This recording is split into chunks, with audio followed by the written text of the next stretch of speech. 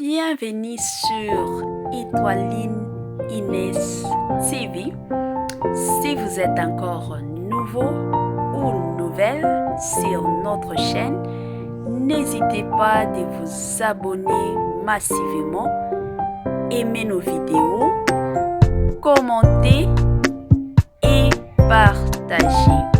Chez Étoiline Inès TV, c'est la qualité, la différence et la alobi botama congolais oyoka elengi soki oza congolais te en tout cas changer na yo nationalité ozala congolais somo na Congo na biso elengi nde elengi balobi olali boye information sika ekoti olamuki boye ba analyse sika ekoti osali boye ba information somo nde somo donc balobi film ya femme insensée nde likambo. Film ya femme insensée balobi eza ba jeton bandeko eza somo. Salut cher Bouchou, salut cher abonné, salut cher connaissance, salut surtout les amis de Étoiline Inès TV. J'espère que vous allez bien. Quant à moi, je suis bel et bien super bien par la grâce de Dieu. Cher Bouchou, cher abonné et cher connaissance, toye lisusu na makambo ya sika. Toye vraiment kandenge ezalaka. Donc soki bomoni mwa vidéo ekoti seke makambo ya sika eza. Makambo ya sika eza biloba loba o bato bazoloba sur film ya Grâce Luzolo. Bino moko boyebi auti kosala film na ya kitoko ya femme insensée.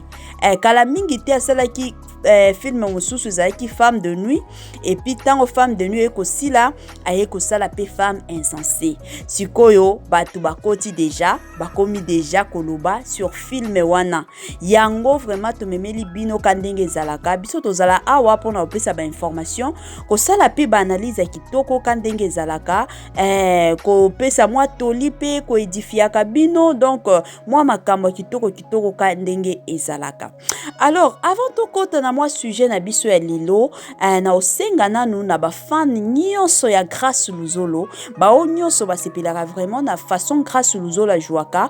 En tout cas na osenga na bino bokota bo s'abonner sur notre chaîne qui est Étoiline Inès TV, bo s'abonner, bo commenter, bo partager, bo aimer pe vidéo et ko sala biso oyo tolobaka chaque jour tokos makasi. Sikoyo la famille makambo oyo tomemeli bino lelo eza ba rumeur oyo tokomi koyoka. Tomoni déjà na ba commentaire, tomoni déjà na batu bakomi kosala pe ba vidéo déjà. Bazolobela sur film ya femme insensée. Bandeko, je suis sûr que boyebi makambo oyo ezoleka na ba réseaux sociaux concernant relation amoureuse ya Grâce Luzolo na Baby Ladonja. Alors, ebele ya batu lelo baye kokoma ko interpréter surtout film ya femme insensée oyo Grâce auti ko sala auti ko koma o Grâce auti ko tia na chaîne na ye ebele ya batu lelo bakomi ko interpréter que eza jeton ajo boakela baby parce que baza lisusu ensemble te yango batu ba oloba ngana oloba nanga te wana na opesa bino ka ba information. En tout cas bandeko za ya pasi za pe ya kokamwa koyoka ba mwa makambo ya bongo. Est-ce que na façon oyo vraiment boyebeli Grâce Luzolo soki vraiment makambo yo entre ye na Baby Ladonja c'est fini. Boye bokanisi vraiment que ye Grâce a koki kokota asale la Baby Ladonja filme pona ko sali réputation ya Baby Ladonja tonini. Grâce Luzolo premièrement bandeko aza mobali oyo asambelaka mingi makasi mingi penza na vi na ye mobimba ya Grâce Luzolo atiaka nzambe liboso. Atiaka penza nzambe liboso toyebi ke na génération ya lelo ebele ya ba jeune surtout mibali bazala na ta wana ba prière te ako préférer na ye ba weekend akenda ba boîte amelaka na ba journée boye jour azo sala te avanda na ndako atalaka ba match ba télévision amelaka na ye akenda ke pa ya ba copine lelo lobi ka bongo. Mais avec Grâce Luzolo ce n'est pas le cas. Donc ba temps libre na ye eza batan oyo a se concentraka soki aza na ndako ayebi ke lelo na kosala te akoti na ba jeune prière azalaka pe Nathan na ye oyo ayebi ke chaque jour soki jour tel il faut na kendaka prière, chaque dimanche il faut na kendaka église. Wana vraiment ba principe asi ya bipesi. Siko eza kokamwa komona ke batu mosusu bakomi ko interpréter film oyo ya femme insensée ke eza jeton abwakeli. Bandeko pona nini asala bongo? Si c'était le cas alors film wana ya femme de nuit ezalaki jeton ya nani? Eza ya pasi koyoka ba makambo oyo nyonso. Eza vraiment pasi congolais to lingana. Nalobaka ngo chaque jour tozala mwa bolingo. Tozala na mwa bolingo ba film mosusu neti film a femme insensée oyo. Eza film moko kitoko makasi. Eza surtout film oyo ezo sunga ba couple. Eza na basi mosusu na bandako ya libala obali ye penzo lobi nzambe na bala ki mwasi opona nini. Ba makambo mosusu basi mosusu ba yebaka te. Ya Monique naza vraiment une femme sage, une femme vertueuse. Mais zoka mobala zomona ye femme moko boye azana tina te. Ezala bongo siko na ba film neti ya bongo. Eza ba film moko eko éduquer mwasi wana ayebi nanda kwa libala mobala zo sepela na ete. Mobala zo se plaindre. Ba film a bongo remon donc ngape ba erreur na salaka donc naza mwasi vertueuse te. Donc biloko na salaka mobali nanga asepela te ata soki alobaka te. Ba film moko ezo inspiré surtout na génération ya lelo. Basi ebele bazo bala bango ba jeune. Eza na ba mama mosusu ba pesa ka bana na bango ba conseil te hein. Bazo pesa bana na bango ba conseil te parce que eza na ba mama ebele ba mama lelo. Ba divorça. Ba mikotisi bango moko na ba vie ya kindumba. Ba mikotisi bango moko na ba vie moko boeza na tina te. Siko bana na bango baza na éducation malonga te. Baza penza na éducation malonga te. Omona mutu ake na ndako ya libala ayebi te pona nini na balaki. Ayebi te le pourquoi balaki. Siko na ba film neti ya bongo, eza ba film moko oyo eko éduquer ebele ya bato. Eko éduquer ebele ya ba génération. Eza la bongo, eza ba inspiration bandeko. Abwaka jeton pona nini. Et puis makambo ya ye grâce na Baby Ladonja. Quand ndenge na lobaki na émission nanga mosusu wana bando loba ba réponse au Baby Ladonja pesi. Bandeko. Ba problème to mona na ba réseaux sociaux. Boye bake grâce au luzolo na Baby Ladonja baza ba star. Moko bakoki ko sala ka ba trick na bango moko eza na bango base. Balingi ka ba yoka internet ezoloba nini, social media ezoloba nini. Baza ba star. Ba star batambola bongo. Soki ba moniki bato bakomi ko linga ba bango mingi. Au mona ke à un certain moment bato bakomi ko sala mwa makambo moko boyi. Ba tala na attitude na bino. Ekoti ko zala pe ba buzz bandeko. Sikopo na bato o déjà bakomi ko sala ba interprétation. Soki réellement eza ba buzz. Tokosuki la wapi bandeko. Totika ba interprétation. Ba makambo mususu il faut to comprendre kango. Soki est grâce à ça les films na eza tekeo parce que ata soki bakabwani na Baby Ladonja. A ça les films na ye. Eza teki azo boaki la Baby Ladonja jeton. To soki Baby Ladonja lelo a sali film na ye. Eza teki azo boaki la grâce jeton te.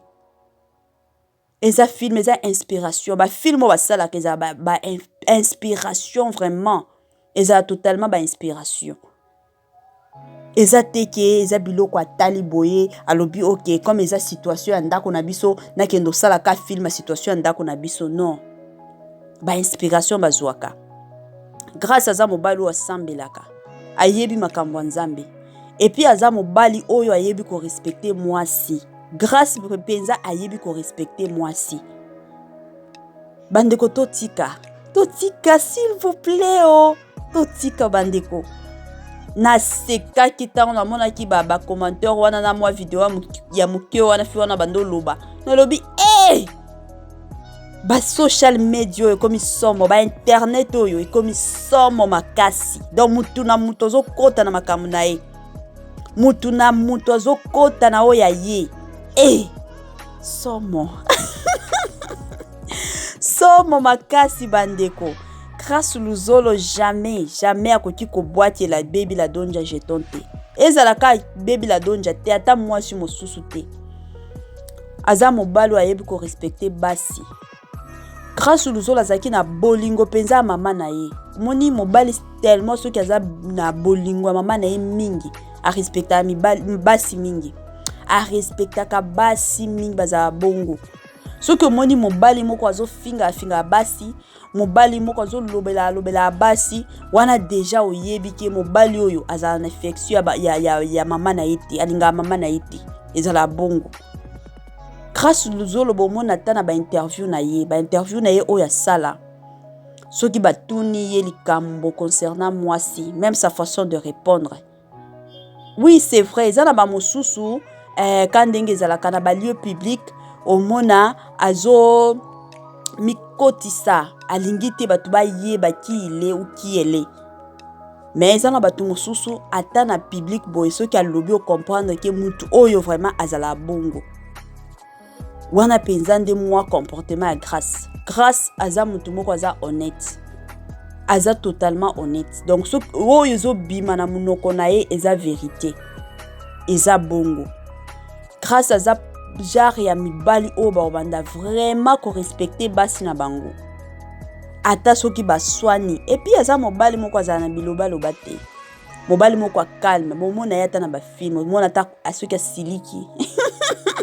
Ata soki asiliki o comprendre que Grâce oyo azwala mobali moko ata soki moi sa saleli ye moi makambo. Aosilika kaka nyi elongi. Akoti na chambre aki alali akanyi ka porte à chambre. Alali soki après 2 heures de temps ou 3 heures à la muki makambo si ici là. Aza genre mibala bongo. Sikoye Grâce que nous composer film parce que aza na problème na baby. Bandeko. Nana ebisi bino ke basi bakabwani penza. Ba bezoyo ezalaka bongo. Kala mingi te tokoyoka ka ezaki base. Makambo nyonso ebando leke ezalaki nango base ozalaka bon. To pesa ngo temps. Donnons le temps au temps. Baluba ngo ka bongo. Donnons le temps au temps. Omona ka jour mosu to la miki ka boy. Pouf. Ba réseaux sociaux ici ebandi makambo. Ba internet ba makambo ici ebandi. Et ozalaka bongo bandeko. Eza ba base to eza réalité mais na film ya femme insensée Grâce eza inspiration joaki eza ba film moko oyo ezo sunga bato ebele eza jeton pona mutu te bandeko. Eza jeton pona mutu te. Eza penza jeton pona mutu te, eza ba inspiration parce que film oyo soki esili kala te film mosusu pe koya. Siko soki film mosusu pe koya e ozala jeton ya nani? Wala penze ozala jeton ya nani? Somo Grâce à respectaka Baby Ladonja mingi. Respectaka Baby Ladonja mingi makasi. Et puis a linga Baby Ladonja. Bama kamboyo ezala base. Ezala réalité bakabwani. Mais oyo to yebi vraiment. Grâce à respectaka Baby Ladonja. Et puis a linga kaye mingi makasi.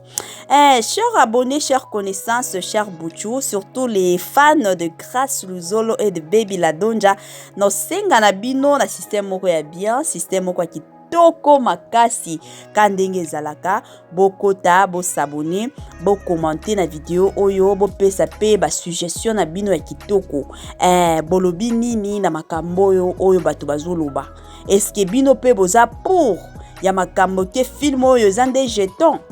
To boza na bino contre wana tolingi to mona vraiment na ba commentaire na bino et puis moi conseil nini bokoki pe ko pesa na Grâce Luzolo na Baby Ladonja moi conseil moko ya bien ko finga bango te bo pesa moi conseil ya bien kandenge zalaka toza batu to yebike na ba fan na biso na ba abonné na biso surtout eza na ba oyo ba vandi déjà na banda kwa libala soki ba 30 ans soki ba 20 ans ba 10 ans eza na ba mosusu baza na bango na ba relation relation amoureuse eza na bamosusu baza na bango na ki fiançailles na ki copinage quand ndenge ezalaka. Moi conseil selon expérience na yo ya vie amoureuse. Conseil nini okoki kopesa na jeune couple oyo? Couple moko ya kitoko, couple luzolo. Nga na benga na bananga bango ka couple luzolo. Bakabwana te baotikala ka couple luzolo. Chaque fois to bandomona bango bazaka couple luzolo. Couple kitoko wapi? Couple kitoko wapi? Nalinga couple mingi makasi. Alors, chers abonnés, fan nyonso ya Grâce Luzolo na Baby La Donja. O nyonso vraiment sepelaka na couple oyo ebalana na osenga na bino ka prière. Continuer ko sambela ka pona bango. Bino moko boyebi, le mariage a été toujours combattu. Donc continuer ka kotia bango na prière na bino. Nzambe alola a continuer toujours ko épargner bango na bitumba nyonso. Mutu na mutu azalaka na témoignage na ye ya libala. Surtout basi biso basi tozalaka na ba témoignage minene en ce qui concerne mabala. Libala yaka na facilité te. Lelo peut-être au mona baye ba pesi mbongo après d'autres makamnyo ce qui est bien. Ba pesi mbongo à d'autres makamnyo ce qui est bien, mais bokomi kaka na le jour à libala. Et indi oh mobala sala accident. Oh moi si boy, oh famille à moi sina mobile bazo yo kanate. Il faut ba reporter ba mariage. Et zalaka na bitumba bandeko. Ba mosusu omona makamnyo so ekebe ba balani na libala ekepe bien. Akoti na ndako libala boy. Zwa zemi zo ya te. Ba mosusu omona tina zemi zo ya mezo longwaka. Bitumba ya libala. Il faut ka ko sambela. En tout cas la famille bo sambela pona couple oyo. Bo sambela boto continuer ka ko sambela.